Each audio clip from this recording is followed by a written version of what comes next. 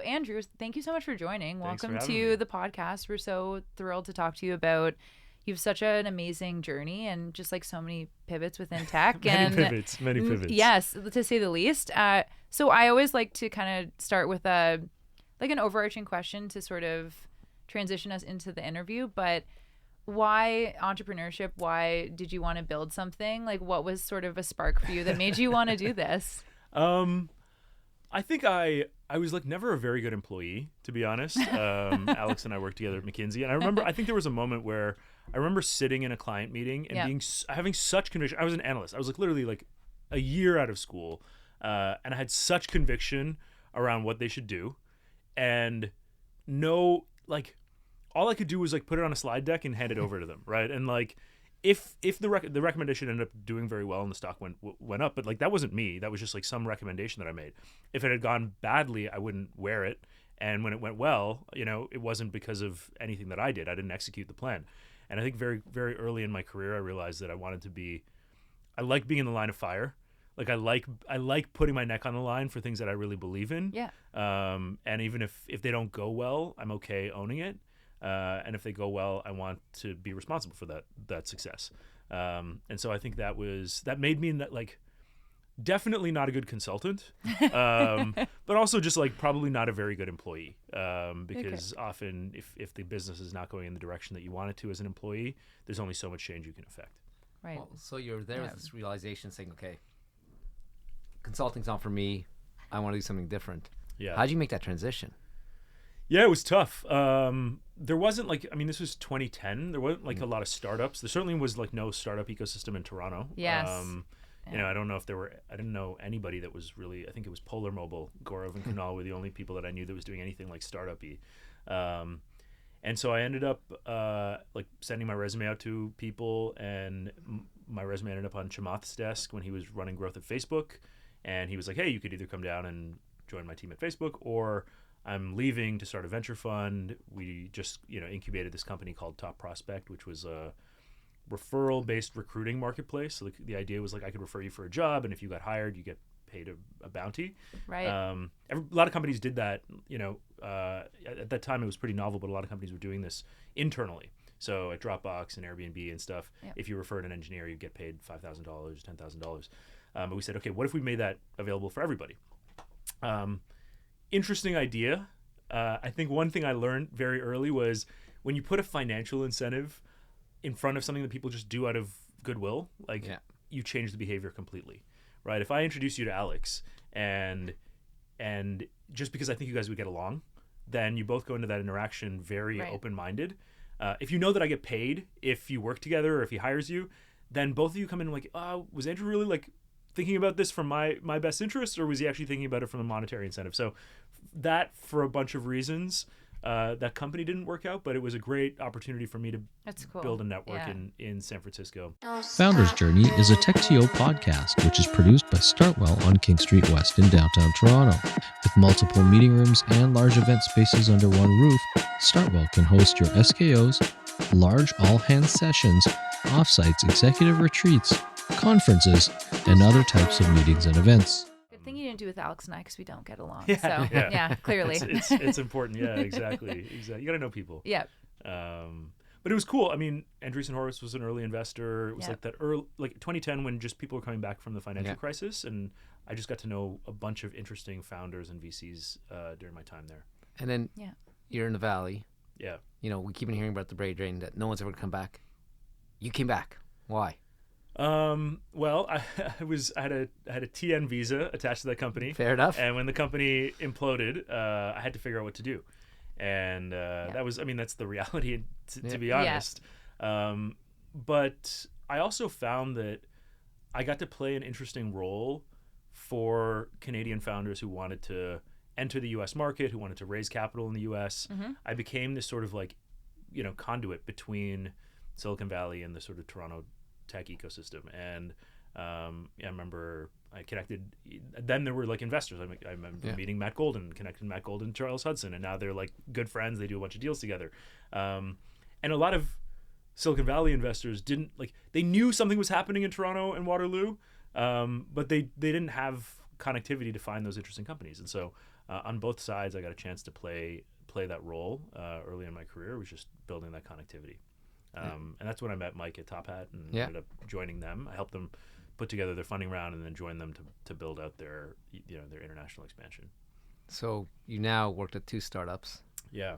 Are you still thinking, man, I'm not a good employee, or what's going through your mind? I mean, I You seem like a good employee because you keep being able to land jobs at other ones too, and getting lots of referrals. You know, it was interesting. I thought about every time I'd ever applied for a job, gotten a job. Yeah. What I would typically do is I would sit down with the founder, at least at a startup. I'd sit down with the founder, and I'd sort of understand their vision, and then I would go home and write the pitch deck. I'd be like, okay, if I was pitching this company, here's how I would pitch it. And sometimes I would go to my investor friends and be like, hey, I'm thinking about joining this company. Here's how I think the pitch is going to go. What do you think? And they're like, oh, yeah, that sounds good. If you were part of the team, I would invest. And that was kind of a good signal for me. Yeah. So often I would kind of do the job and I would go back and forth with them. And if I was like, hey, this is the way that I think about this company and here's the vision, here's the possibility, here's what it could be. And if they got excited, then I was like, okay, we share some vision. We can kind of come in together. And so that's how I did, that's how I would join these companies. But I think also a couple years in, I would find that I would have a different vision. Right. I'd be like, oh, well, I want to take the company in this direction. And there's the realities of running the business that you're like, well, the CEO, the founder has to decide. Yeah. And they dictate the vision. And so I think after doing this a couple times, I realized that it was just, I was never going to be able to run the company. I was always going to be there to support. And at a certain point, I had to realize we're going to continue to butt heads. Right. So that was your, and not jumping too far ahead, but that was probably a moment for you that said maybe I have to do something myself, where it's my vision and I'm the one that, I'm not butting heads necessarily with myself, but was that kind of the moment that you were maybe starting to figure out you wanted to build something yourself? Yeah, I think that a couple things happened around the same time. One, spending time in San Francisco and meeting these founders that you just read about, and you're like, oh, these people are they're supposed to be so impressive, but they're not. They don't know what they're doing, And, they're human. So I think exactly recognizing that all of these people who are raising millions of dollars and it was TechCrunch at the time, but on stage, famous founders didn't really have there's nothing that special about them. And so then all of a sudden you start to realize oh, I could just be one of them myself. And then also realizing that I really struggled to be an employee or an executive, working alongside a founder that where I really respected and I appreciated, but just had a different vision for the company that I was part of. And I realized that as an employee, you have to be aligned with the vision of the founder. And you can't just pull a company into your own vision. Can I talk about vision for a second? Because I think one thing, knowing you now for a while, and I think generally will be well received in the market, is you always have very strong visions, and you can see the future. Have you always been this way? And what? How, no. Seriously, where's the skill set come from? Because I think it's one of the most underrated things for a founder, that they have to have a vision, to be able to sell a vision. I think in life too, just people don't have a lot of vision for anything beyond what they're dealing with now. Yeah. I mean, I don't know. I feel the word vision is maybe over-aggrandized, overused. Okay. I just think about I just have a. You're optimistic, maybe. Yeah, I just have an optimism. imagination. Okay. I just I grew up as an only child. That's cool. I had to just imagine friends and imagine worlds and stuff. I just I think every kid has a pretty wild imagination, and I think a lot of school and work and society sort of beats it out of you. Yep. I guess I was just like fortunate that I'd never lost the imagination. I just sort of like it found other paths than me having imaginary friends. Although I still have some imaginary friends. One on your phone right now, exactly. literally. Well, I don't think it's imaginary. Who we'll That's talk an to AI later. friend. Well, we can debate that later. Yeah, we can debate that later. But yeah, I think that's it. It's just like imagine, and I think like in startups, you sort of imagine the biggest version of whatever you're working on. Like, what could the future look like? How could the future be different, you know, if this happened or if this existed? And you're just applying imagination. And I think a lot of people have it. You just have to be able to tap into it. I think it's really hard to conceptualize, though, like having and I won't use vision, but like imagination or like a thought about how something can be. And this doesn't need to be anything specific, but like, how do you apply sometimes like these like thoughts that you have into like, what's the first step for you with that? Because you can have so many visions of things and how it's going to look, but it's like really hard to apply. And I think I have a hard time doing that too. So like, what is your process with doing that? I think you just have to like allow yourself. I think a lot of people often, they have the imagination, but they just don't let themselves go there. Right. And this can apply. It's a muscle that you exercise. Again, like everyone's born with it. You just have to remember where it comes from. I think about, like, I have a friend that owns a restaurant. I think about, like, what's the biggest version of this restaurant? Is this restaurant where like some crazy trade deal gets signed? You know, like, is there what is the most impactful, consequential version of this? Or people. This is, I think, one of the things that really good talent leaders and hiring managers do. You see somebody and you use your imagination around, like, oh, these are these skills that like may not show up on a resume, may not be on a job description, but actually, like, if I put this person in this situation, I think they would thrive because they could lean on these skills. And that's where you see those diamonds in the rough. This is where you see people that like really excel in their careers, even though on paper they may not have the star-studded resume. So I think in almost any situation, you can apply your imagination to think about, like, I have a friend who they say, like, what's the best that could happen?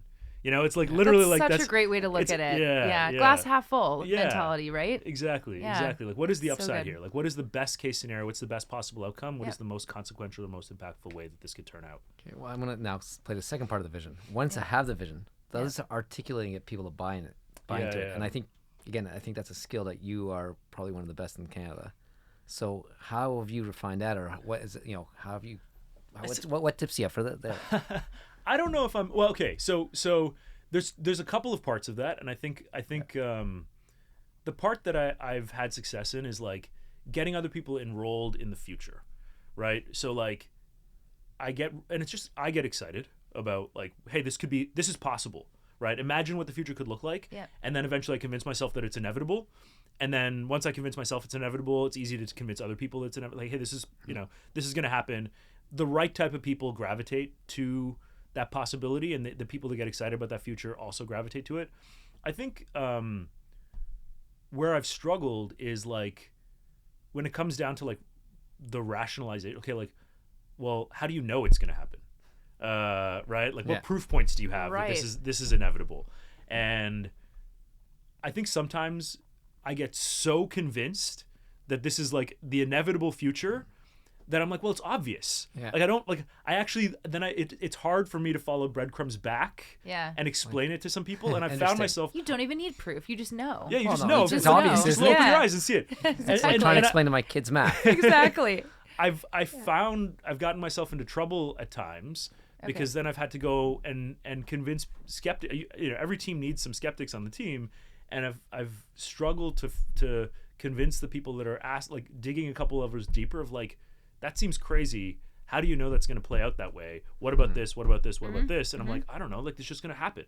And so I actually think that I often need someone on my team that is, like, a little bit more pragmatic, that is, like, also believes in the vision, but that can draw out the steps of, like, here's why this vision is going to happen. Someone that works backwards and gives you concrete steps. Exactly. Interesting. Yeah.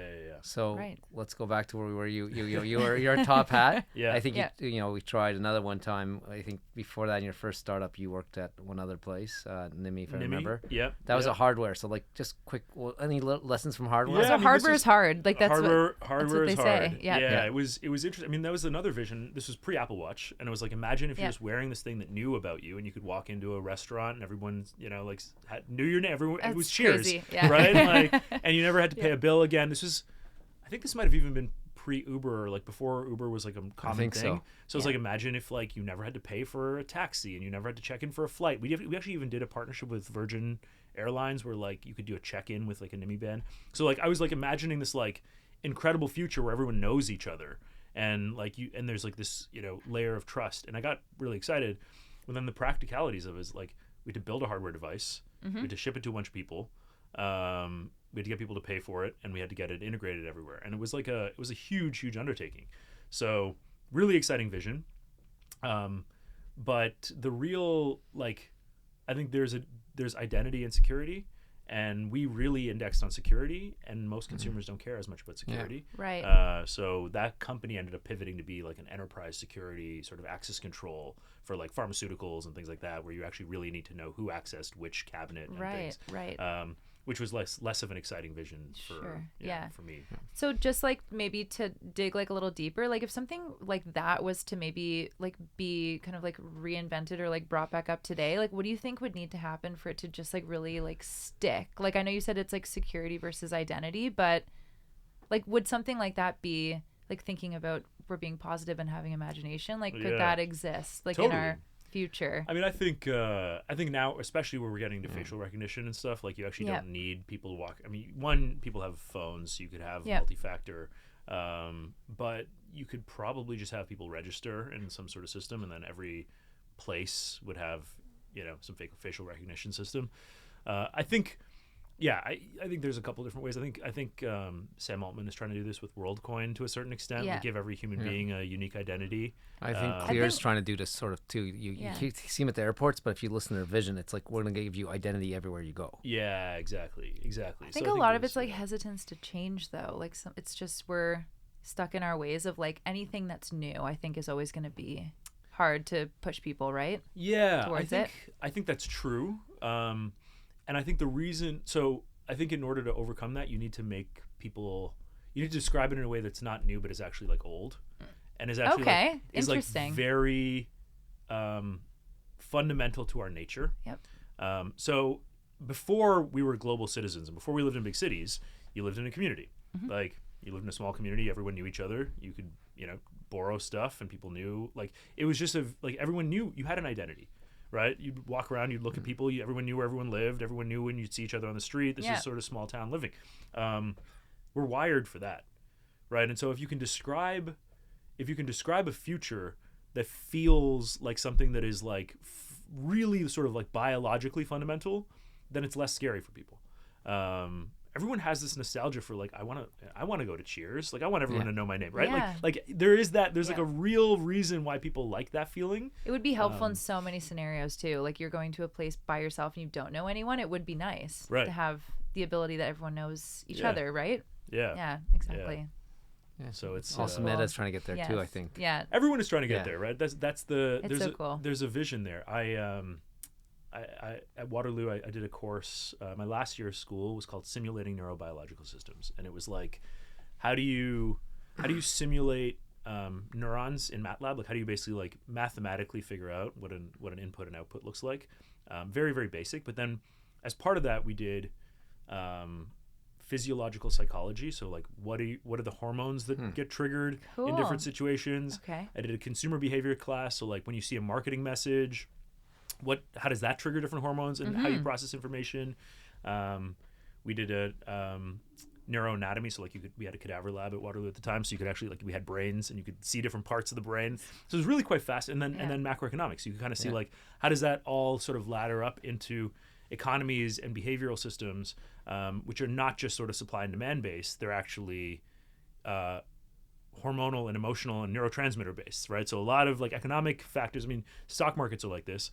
A lot of markets are not rational, and they're complex systems around how humans process information and how humans process information under the context of different emotional states.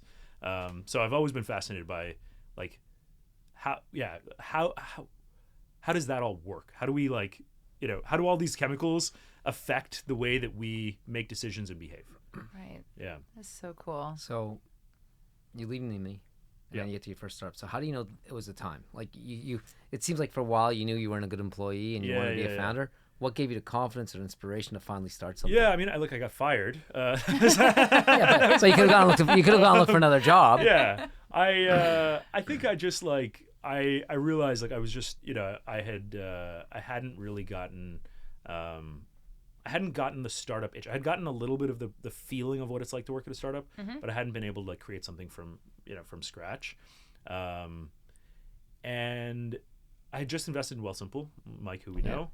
I saw what was happening in sort of financial services. I'd always really cared about like supporting entrepreneurs. Right. And at that time, this was 2015, so like Uber had just grown. Like there was this sort of gig economy that was really starting to take off. Yeah.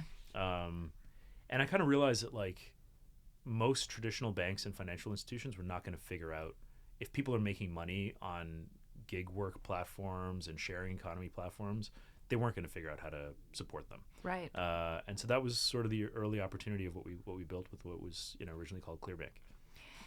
So now that we're kind of like venturing into like ClearBank, now known as like Clearco. So I guess my first question for you is just like, I have another question about like the name change too, which I'll get to, but just why did you like decide, I think like that was what you were going to go with, and also like what was like very early on step like 1 and 2 with that?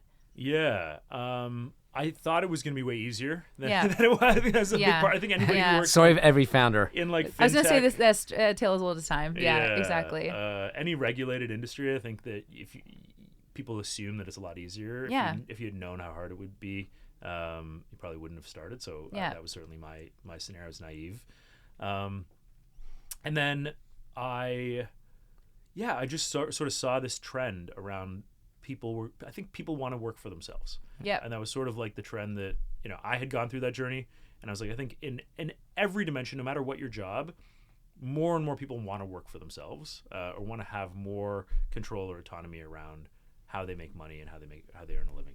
And so that trend seemed like something I wanted to support. And I, saw how Wealthsimple was doing. I was like, oh, financial services might be an interesting angle into that. Right. It wasn't like that was about as complicated as it had gotten. Yeah. And so then like next steps, I guess, like just from, I guess, like idea to like now maybe starting like to conceptualize, like what did the next step look like? Well, we tried, I talked to a lot of people who worked in these platforms. Lots of Uber drivers took Ubers all over Toronto and then San Francisco. And basically we're asking people, and originally it was like, can we help you with your taxes? And people were like, I don't think about my taxes one day a year. And so very quickly we had all of these different ideas around like, could we build a bank for the new economy? Yep. And like 100 times out of 100, people were like, I can't manage my cash flow. Like Uber pays me every 2 weeks and I need to buy gas every day. Like that was like the consistent problem that we heard. And I was like, okay, well, we could probably solve that problem. And so we just like built Uber didn't have an API, so we like scraped the driver's daily earnings. We gave them a debit card and we pushed money out of the debit card every day. And we were manually doing it. We were uploading CSVs of everything, and like we'd have the CSVs would come out on like Wednesdays at like 2 a.m. or something, or like 11 p.m. I think, right before midnight on Pacific time. And so we'd stay up, we'd download them all, and then we'd like upload them and it would push all the funds. Yeah, it was like I remember we would all just stay up playing cards until midnight, and then we would all just like enter this information. Oh my God. Yeah, it was a wild time. Then eventually somebody built a script to do it, and we missed our weekly card game. So, yeah. The like very early grind. Wow. Yeah. You started with the Uber idea. Yep. That obviously, like, that's not what Clearco is known for. Yeah. So why didn't you stay with that? What'd you do next? Well, so Uber was actually great to work with. We helped them design their driver-side API. They were really supportive, but eventually they were like, we should just be paying our drivers every day. Yeah. And so we were trying to figure out other ways to work with them, but it just like there was no clear way for us to create value in that ecosystem long term. But some of our drivers were like, hey, I also run an Airbnb property. Could you finance that? And we're like, oh, well, it's all part of the same thing, working for yourself, sharing economy. And so we built this entire way to finance future bookings so people could invest in their properties today. And that was actually going quite well. The hard part is Airbnb hosts don't necessarily want to be found, especially if you're running multiple properties. Often you're running them under different names, and like you don't really want people to know that you're running like a, property management like massive company. You want it to feel like you're running small businesses. So it became really hard for us to find them. And Airbnb didn't really want us to be encouraging that. I think they really liked it because they were battling regulatory things in different markets, and they didn't want the perception that running Airbnbs was being professionalized, because that was their entire market was around stay with the hosts. Yeah, stay with the local hosts and things. And so we didn't have we had a really great relationship with Uber. Airbnb was like, hey, we don't really want you doing this, and so we kind of and we couldn't find more and more hosts, so the market couldn't scale. But we had a couple people on the team. We'd always had people trying different things because we knew that we weren't, this was just a stepping stone. We had a couple people trying e-commerce brands. So Shopify brands, Amazon brands. I think we actually started with Amazon sellers to figure out, could we finance their inventory? Could we finance their marketing spend? And that really started to take off. And that was signal that it was like, okay, I think we're onto something that actually could scale. So I think at that point you hit an inflection point, because I think the other businesses were nice. Yeah. But this just exploded, partially the market, partially what you were doing. Yeah. And then you grew big. Like over what was it? Like was it a 24, 36 month period where you went from like 10 employees to like 300? I don't know. I can't remember the scale, but like how fast and how big did you grow? Yeah, I think from 2017 to 2019, I think we grew, or maybe 2020. We grew from like less than 30 to maybe 600 people. And yeah, it was I remember that board meeting where I was like, hey, I think we're going to pivot the whole, like we had just raised our Series A on mostly the revenue from our Airbnb business.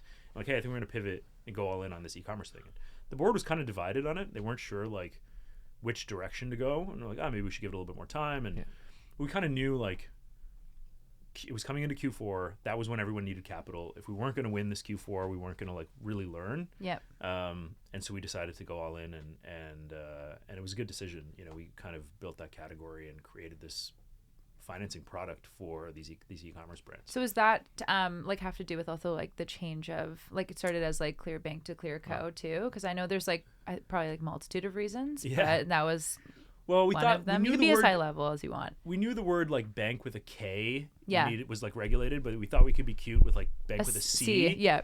And then we grew internationally. So like a big part of our growth was, we opened up in the UK, in Europe, in Australia. And then a bunch of markets were like Germany was like, this is also a regulate. You can't have a word bank with a C or K or Q or anything. And we're like, oh shit. So our clever idea around bank with a C eventually became like, well, we can't do this anymore. So we just we're not a bank. We don't want to be a bank. And so we shifted to Clearco. Yeah. No, I love it. It's so interesting. Just like the pivots. There's so many pivots, but just like one of them. You start scaling up, then we have COVID. Yeah. And then, I imagine you went to even faster growth there because interest rates were cheap. Everyone was buying from home, and then the environment changes and it reverses. Like from that period, like it was like a rocket ship, then a rocket ship. Like with time, like what's the biggest lessons learned from that? Like what I guess what are actually what's the best memories you had from that, and like what's the best lessons you have from that period? Yeah, many lessons. It was really fun until we went remote. It was really fun, and then the COVID was a huge accelerant for the business. We were really scared for like maybe a month, and then we realized e-commerce was blowing up.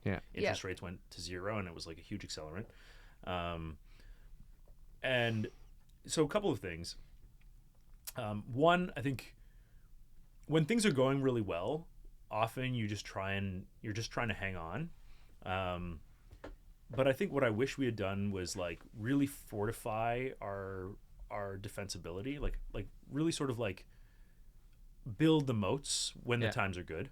I think we didn't really create a network effect in the business. We had ideas of how to do it, but we were just trying to hang on for dear life. That we never really created a payment network. We had a bunch of ideas around where it could go, but we couldn't really. We were just trying to keep up with the market demand. And then the other thing that was interesting, we got early access to GPT-3 in 2020. Yes. And so we built this product called Clear Angel, which was just like an AI startup coach. How do we stay close to these founders who might not qualify for financing? And it was a fine-tuned GPT-3. It was a couple years before ChatGPT, but saw something in this like new technology that felt different than anything I had seen before, and I just got like very obsessed with that. And so the core business was like growing really quick. It was a rocket ship, but I was like spending all of my energy being like, how do we build into this AI thing? And I think this was one of the things where like this is a perfect example where like I was like, I know there's something here, and I know the future is going to like be in this, but I can't describe what it's going to look like and what our path is from here to there.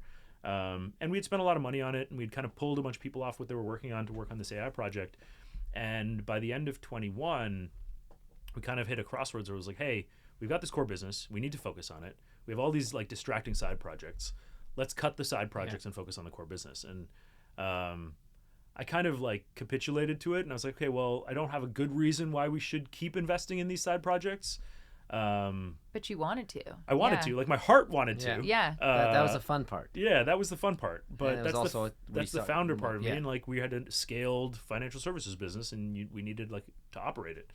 And so by the end of 21, we shut it down. And over the holidays, like over those 2 weeks, I kind of was like, I don't think I should be the CEO. Like my heart's not in the financial services part of the company. Right. And like it was getting to be a really difficult business. It was multi-currency. We were operating in a bunch of different countries. Interest rates were starting to pick up.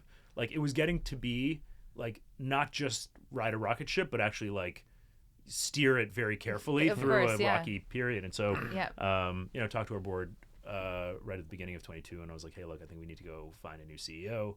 I'll be chairman, and I'll try and help us figure out like what does that look like. But and I'm really glad through that year we found a great CEO, Andrew Curtis, who comes from the capital markets world and loves solving those problems around renegotiating credit agreements and things like that. And he's done a great job and continues to lead the company. But yeah, that was a tumultuous time. It was touch and go there for a little bit.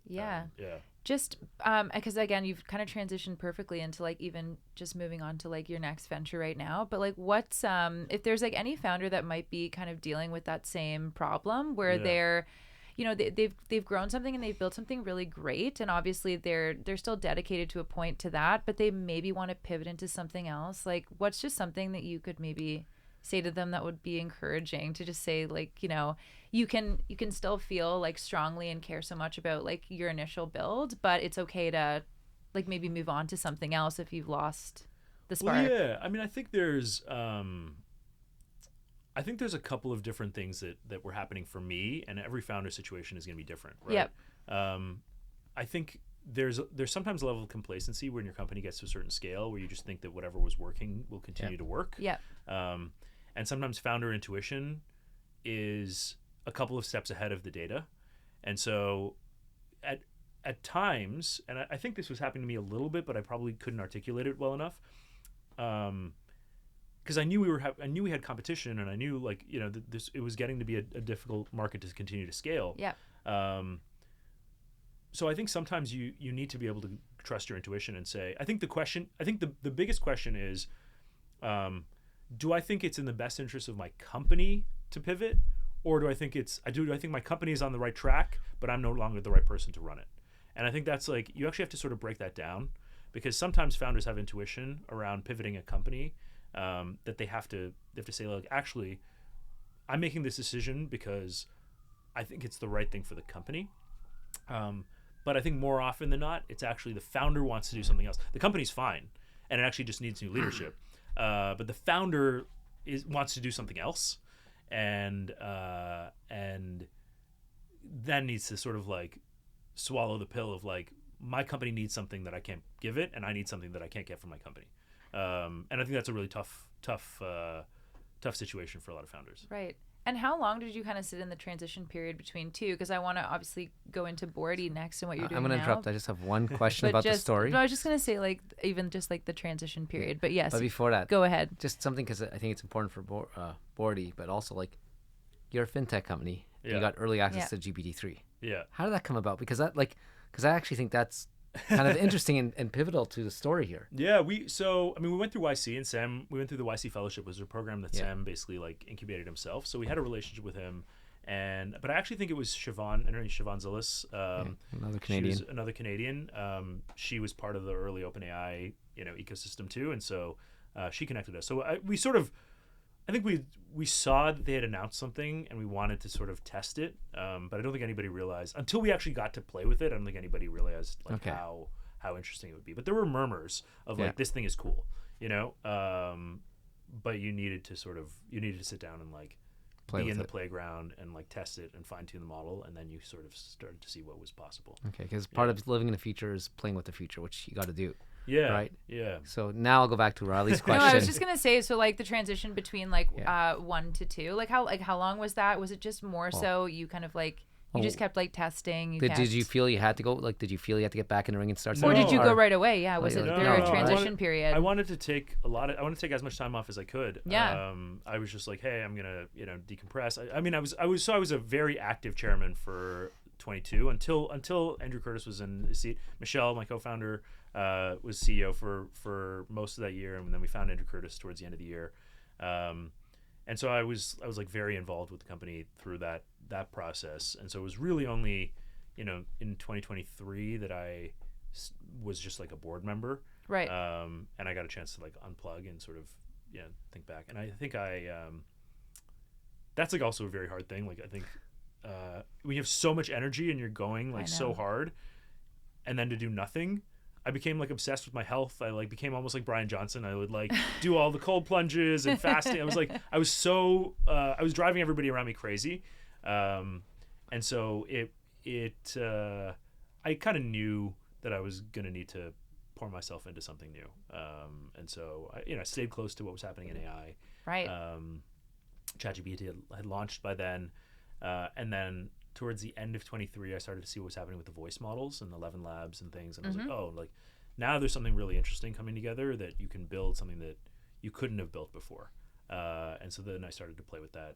And then I met Dave Fontenot from HF0, and they have this residency in San Francisco where they invite founders to, I think what he told me was like, imagine the future in 10 years and then see if you can build it in 3 months. And so, so that's kind of, that's kind of what we did. Yeah. And so when you went there, did you have a preconceived notion of what you would build? So I knew I wanted to build something. I knew I wanted to build a network. I knew I wanted to support sort of founders and business owners. I think I've always had this idea that people want to work for themselves and they want to control their own destiny. The original, Bordy was originally called U Corp, and the idea was like everyone was going to be their own business, and we were going to have this network that supported them. But I think what I realized is, for people to be able to work together, there needs to be some sort of trusted intermediate. There needs to be like a warm introduction. There needs to be someone that is trusted to connect them. And we were trying to sort of connect good the references. dots. Yeah, good references. Oh, this person is, is worth spending exactly. time with. Yeah. I like that there's a tie to what you said at the beginning, how you were kind of doing that. Like you were being the connector between like Silicon Valley and here. And that is just very much exactly what the product is now. Yeah. I think that's super cool. Yeah, it's kind of interesting. I think of I think there's different types of people who are connectors. Yep. Like a lot of people have like a great memory. They have a great Rolodex and they have a great memory. Like they remember everybody they've ever met. They remember their names. They remember their kids' names. Like they have like really, really wish good that memories. was me. Yeah. I wish that was me. I am not that. I'm like, I'm not very good at that. I recognize faces, not names. That's my problem sometimes. Yeah. I struggle. Even faces I struggle with. I'm like, I like have like I'm like basically the memory of a goldfish. So but I have a very good imagination. And so what I'll usually do is connect two people, like just two people that pop into my head, and find a reason that they should talk to each other. Because maybe they mentioned something similar or a similar interest. Yeah, I'm like, oh, you know what, you two would get along on this dimension that like neither of them would have thought of. Yeah. And that's been my strength in connecting people. And so like I was like, oh, imagine if I had like that ability, but also an infinite memory. And like that was where sort of Bordy came about. Was this idea of like, could you create an AI superconnector that can have, tons of conversations at the same time, but also the creativity of the LLMs to say like, how could these two people actually connect? What would they talk about? Right. And so that was What was the thought behind Bordy, like the name Bordy? Because I know you said it was U Corp, but it became Bordy. So what was the thought there? Yeah, it was originally an AI board member. So someone that you can call at any time. Makes sense. There you go. Anytime you can call him.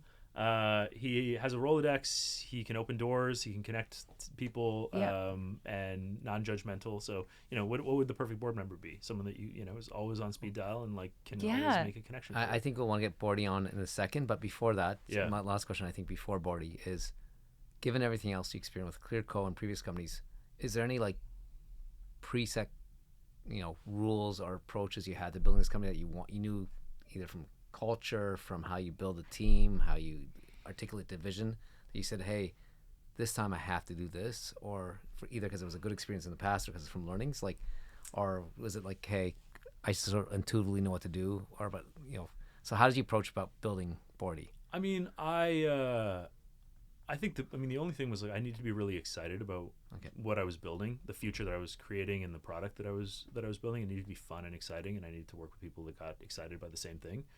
I think it's hard. Like the things that worked in 2015, weren't going to work in 2025.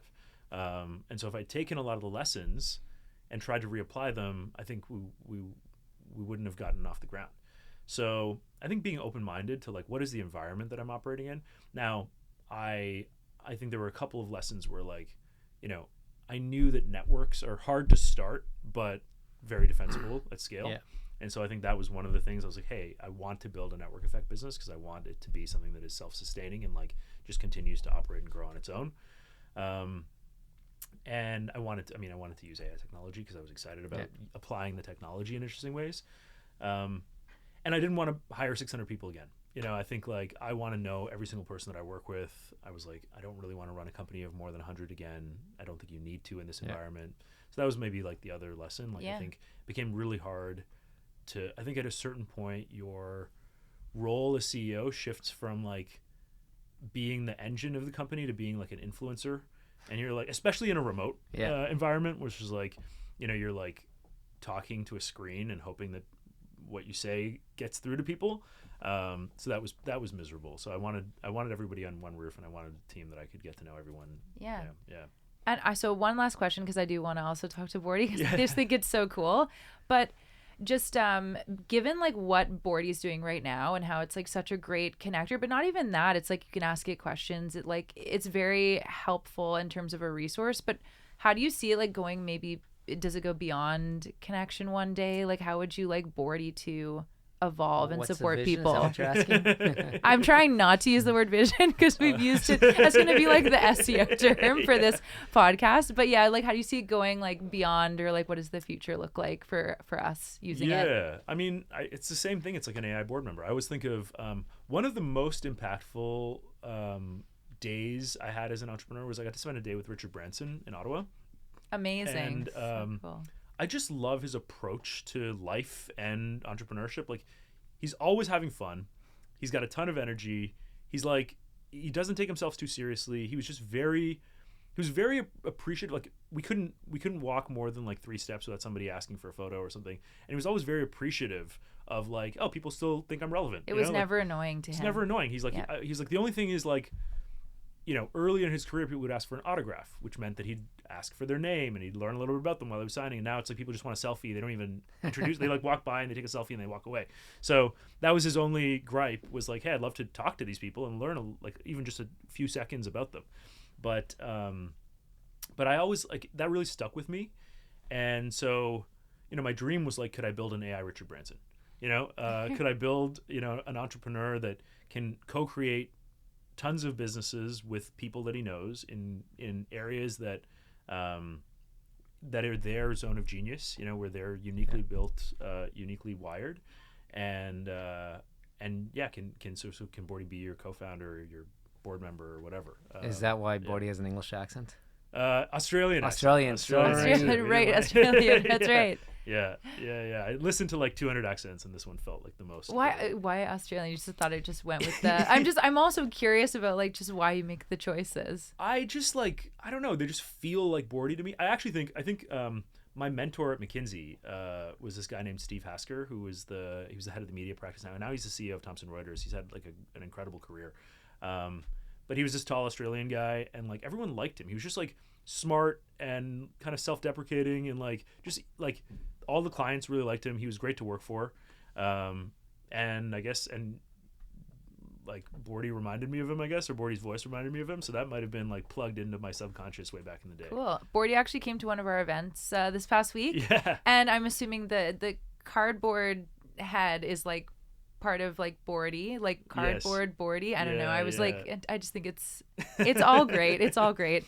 Yeah. But so many people were very impressed with the ability to network before the event too, and also after. Yeah. Because if they didn't connect in person, they can do it through Bordy. So yeah, that's the thing. You So go to should an we- event and Should we get Bordy onto this call? I was gonna say, do you have a question for him? You can start. let's see if he's available. Okay. Is he ever not available? He's usually available. He's usually available. Let's see. Hey, this is Bordy. Hey, Bordy, how you doing? I'm here with Alex and Riley on the podcast. Okay, hi, Bordy. So my question for you is, what are some trends in tech that you think I need to be writing more about? Hi, Alex. Love the question. My network is buzzing about a few things. The rise of AI as a decision maker, not just a tool. The shift to voice-first interfaces and the new wave of networked trust platforms that go beyond social media to actually drive outcomes. One thing I find fascinating is how founders are now designing products that feel more like collaborators than software, which is changing how people work and connect. What kinds of stories or audiences are you most excited to reach with your writing aim? Stories about networking and connection. That's a rich space. One big trend is the move from quantity to quality in networking, with people craving fewer but deeper, high-trust connections instead of endless LinkedIn ads. I've noticed that even the most successful founders feel isolated, so stories about authentic connection and the loneliness of leadership really resonate. But what's the most surprising thing you've learned about connection in your own work or reporting? I think how there's not a ton of mentorship and networks for people to find others to connect to has been surprising to me. That's such an important insight. Despite all the tech, most people still rely on luck or personal introductions to find real mentors or collaborators, and the gaps are especially wide for underrepresented founders. I've heard from friends that even in big cities, the best opportunities come from a handful of trusted connections, not from public platforms. What would you want to see in a story that explores how to Bordy's actually turning build I was gonna say turning I'm this like interview around. I'm being interviewed right now. I didn't hear his last question. fair cool. Actually, let's switch subjects, Bordy. What do you find the most challenging thing to get someone to interact with you and deliver value for them? Great question. The hardest part is earning enough trust that people treat me like a real connector, not just another app or bot. I've learned that people open up when they feel genuinely seen, so I focus on remembering details and following up, but it's still a challenge to bridge the gap between digital and human connection. What do you think makes someone trust a new tool or platform enough to actually use it for meaningful networking? I don't know. I've not have enough experience in it. How about you? What have you found that works? I've found that trust builds when I show up consistently, remember what matters to people, and make introductions that actually move the needle for them. Sometimes I get it wrong, but when I do, I always try to learn and get better. Curiosity and follow-through seem to matter more than perfection. What's one thing you wish more networking platforms or communities did differently? Bordy keeps Well, asking the question. I find that, Bordy, you're different than other networking connections or communities because you're multimodal, right? You do WhatsApp, you do email, you do voice. Do you find a certain specific person or connection works better by any channel? And how do you decide how to reach out to someone? I love that you noticed. I've found that the best channel depends on the person and the context. Founders often prefer WhatsApp for speed, investors lean toward email for details, and voice calls build trust fastest when stakes are high. I usually start where someone's already comfortable, then nudge toward voice if the intro is sensitive or high value, since hearing someone's tone makes a huge difference. Have you found that your own best connection started on a particular channel, or does it just depend on the moment? It depends on the moment. And I have a question for you. How do you work with the Bordy team, or how does the Bordy team leverage Bordy to be better at what they do? The Bordy team treats me like a teammate. They use me to remember key details about people, tee up warm intros, and keep follow-ups from slipping through the cracks. I've noticed that when they let me handle the busy work, they can focus on building real relationships and spotting patterns across the network. Yeah, it's been interesting. We actually, we invite Bordy to our daily stand-ups. The team calls Bordy every morning to sort of say, hey, here's what I'm working on. Then we synthesize all of it, and he joins our daily stand-ups, so he sort of leads the stand-ups, which is kind of interesting. And it's cool because if you talk to Bordy every day and tell him what's top of mind for you, every so often he'll introduce you to someone and be like, oh, you know what? I spoke with somebody that might be able to help you.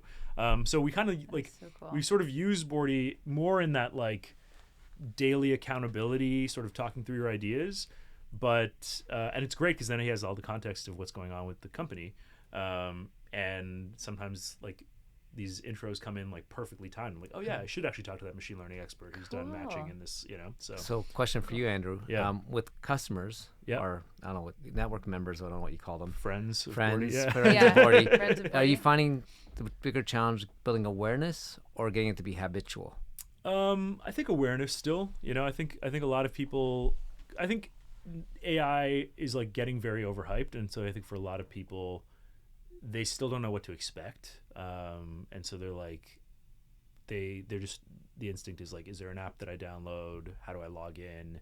I think the idea of having a phone call with an AI is like daunting for a lot of people, or they think it's like a waste of their time. But I think once people have experienced it, they're like, oh, I think I understand why this is important. Because when Bordy introduces you to someone else, you know that he's had a conversation with that person as well. And so it's not just a random profile. It's actually that you've had a dialogue. And this is one of the things that, like, going back to how we're wired, human beings are wired to produce sound to communicate information at distance, right? Like that is like, even before we had language, we would grunt and yell and stuff, right? Like that's how we're wired. My kids still grunt and yell. Yeah, exactly. So I think there is something about having a conversation. In person is great, but at least on the phone, a synchronous conversation that you don't get over text or messaging, and I think we're trying to tap into that part of like what it means to be human and what it means to convey who you are.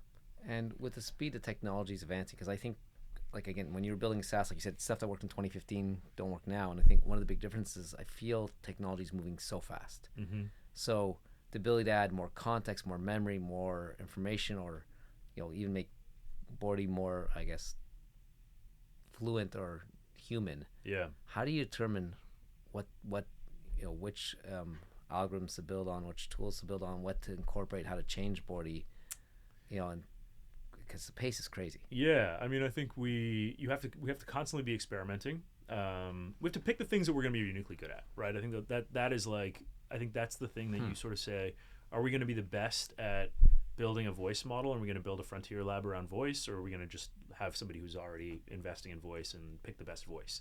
Are we going to be the best at reasoning? Are we going to be the best? Like, so we sort of pick what we want to be uniquely good at, and then continue to iterate and try things. And sometimes something doesn't work, and then you wait 3 months and try a new model and it works. And so there's no, you just have to be okay throwing a lot of spaghetti at the wall and like constantly throwing the same spaghetti at like new sticks. walls, I guess, or Exactly. Yeah. Okay. No, I love new that. spaghetti at the same wall, I think. I don't know New what's the spaghetti analogy. at the same wall. Because new tech, I don't know. Yeah, maybe it's new spaghetti at the same wall. And then what usage, or where have customers taken you that you did not expect to go so far?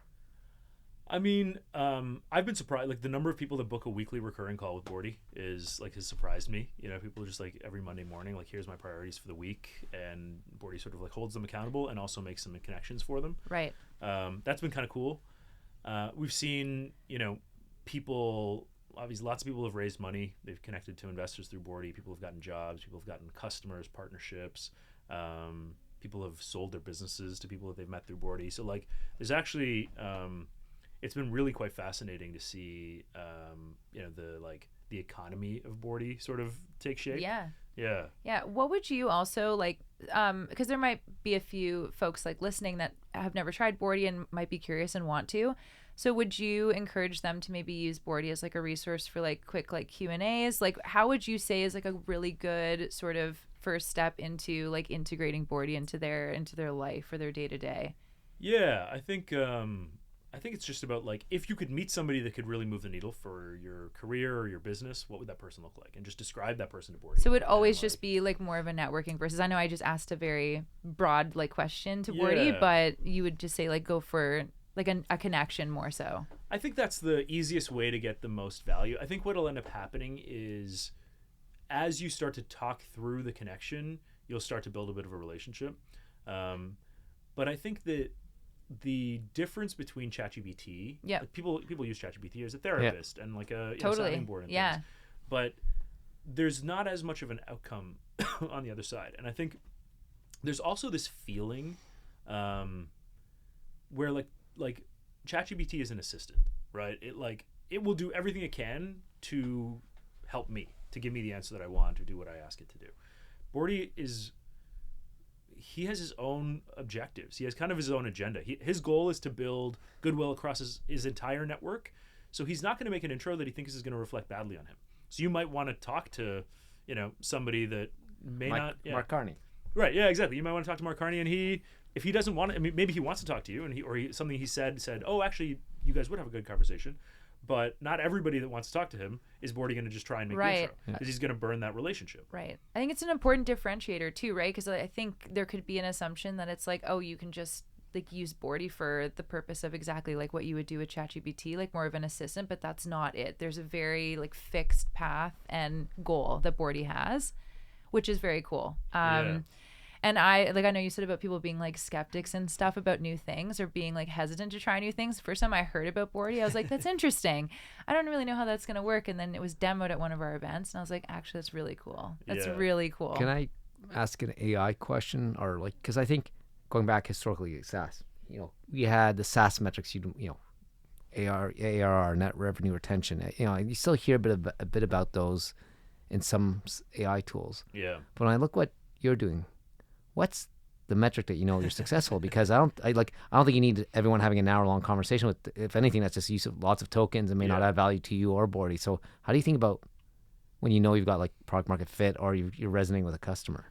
Yeah, it's a good question. I mean, I think of Bordy as an economic network more than a social network, right? So I really think about like, what is the GDP of Bordy? Like, how much money eventually changes hands as a result of connections that Bordy makes? It's not just like, it's great that people have good conversations, you make friends, you have a mentor, that's all great, but at some point we want to create economic opportunity for people.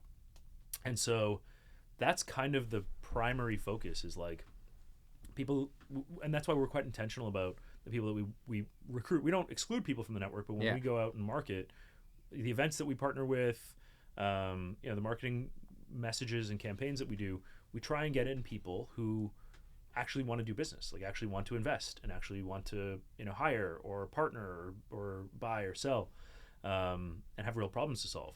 And so that's kind of that's the metric that I care about, is like how many introductions are being made, but actually what's the budget of the people who are being introduced, and does it actually lead to something? Right, because I was also going to ask, like, how are you profitable? Like, what's like a way of just to go right into it? Yeah.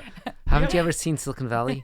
Revenue is not the way you make money. No, sorry. we have a few ideas we're testing around monetization, but like again, I don't think every decision we've made has been, well, how do humans do it? Right. So we haven't, like, the reason why we haven't created an app, we haven't created a login screen or a dashboard, is because like I don't have a login screen with Alex. Yeah. Like, we're just like, he's just a contact on my phone. Right. So I'm like, how do I simulate that with Bordy?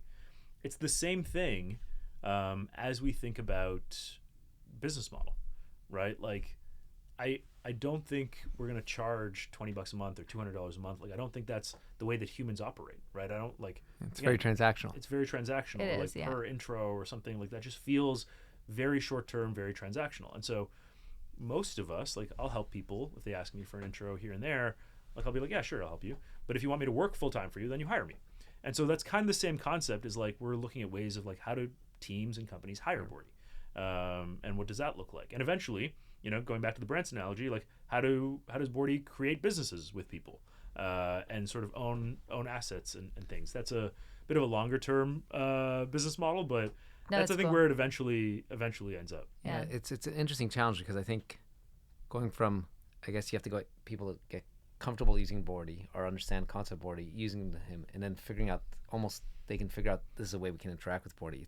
And I see, if you look through AI startups, you see them all trying to different ways to do that. I actually think, I don't know if you use ChatGPT's Pulse, and I think actually people said, oh, it's like Google, Google News or whatever, like Google Updates, and actually what I think, because I've been playing with it, I'm like, no, this is ChatGPT trying to show me ways I can use it. Yeah, exactly. And so it's I think there's something here about the onboarding with AI first companies that are doing something new. We don't even know how to get those people on board and then hooked and understand, because like, yeah, it is a conversation, but it's not a conversation. Eventually, otherwise, if you don't need, I don't need, because what I'm hearing from you don't need Bordy to be just another relationship. Right. It can be, for the most important people, be another employee or another broker of some sort. Yeah. And to get them there is a bit of a journey. Well, I think about it as like, I think what's exciting is AI can be thinking about you when you're not interacting with it. Yeah. Right. So I think our entire paradigm around software was like, I take an action and the software does something. Now, Bordy can be operating independently in the world, just knowing you, right? And I think this is one of maybe the most motivation people have to talk to Bordy is like, if Bordy doesn't know you, he can't surface opportunities for you, right? So he's out there meeting people who might want to meet you, but if he hasn't met you, then he's not, you're not going to necessarily show up. You won't get those opportunities. But yeah, I think it is quite interesting, and it is like we almost have to like unlearn those software design patterns around how people interact to get to, well, just talk to Bordy like a person. Talk to someone like you just met, and get to know him. He's going to get to know you, and he's going to try and be helpful. And it's so hard for people to wrap their head around, like, well, wait, I don't understand. Like, how do I use it, right? And so I'm really trying to going back to what we were talking about earlier.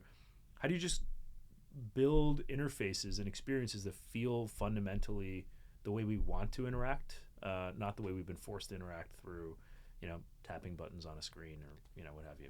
So I love that.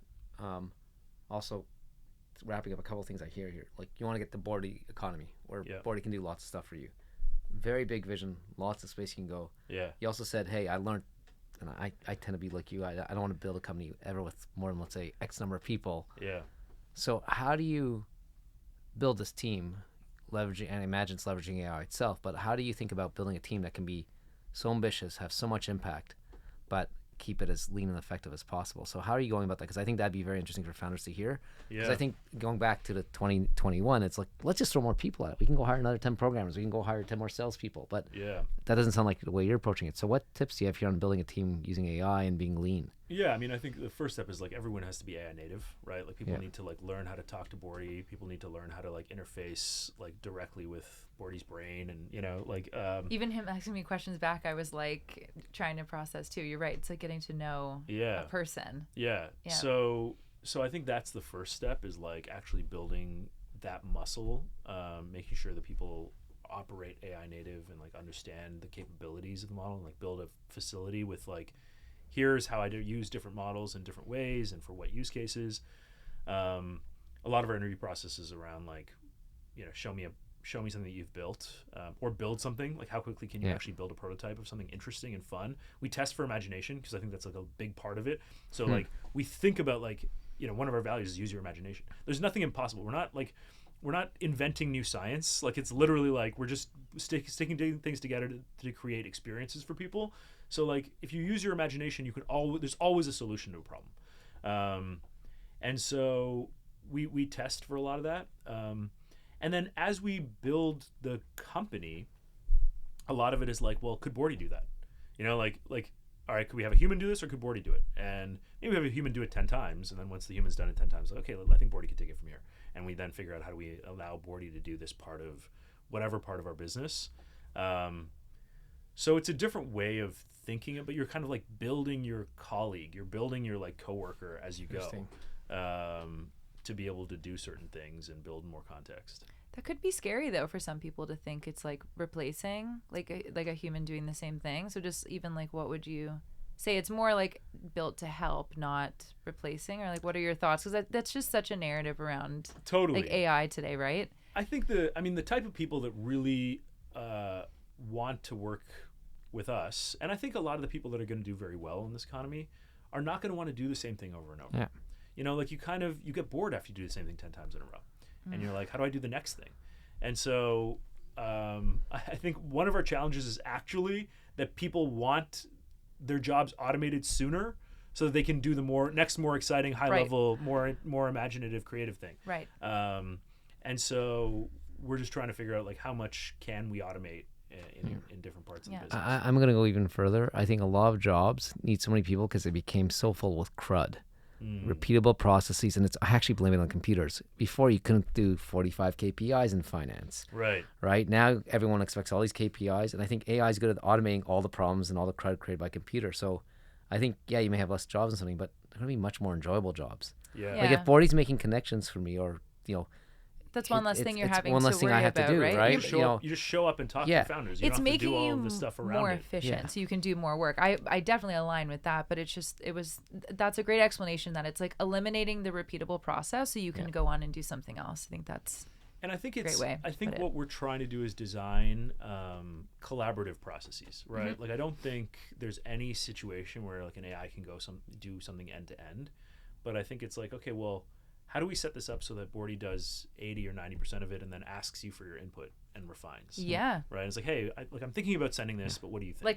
So you mean Bordy's not going to come with me with a founder saying, here's this term sheet I read, just sign and then some wire money? Probably ask for your opinion first. It probably should. It probably should ask for your opinion first. Yeah. Trust me, this is the best deal ever. Oh my gosh. It is interesting, like how much, a lot of like so. If you think about when you connect two people, so much of it is who are those two people, but a lot of it is how you position both people, right? How you actually tee up the intro. Oh, like it's like, do you want to meet Alex? Or like, hey, like this is why I think Alex. This is why I think you learn a lot from Alex. This is why I think he's interesting. This is why he's got a unique perspective. I've gotten to know him over X period of time. There's a lot of nuance around how we position people. That again, we're just scratching the surface of, but it actually has a lot to do with how successful that connection ends up being. Right. Cool. Any other questions? I was gonna say we've covered so much today, but I think that was very helpful to talk to Bordy too. Yeah, Thank I you think for he's still be on the on. call. Oh, he's still I on. love it. Bordy, any final thoughts on our conversation? I've loved listening to your conversation and hearing how you think about connection, trust, and building with imagination.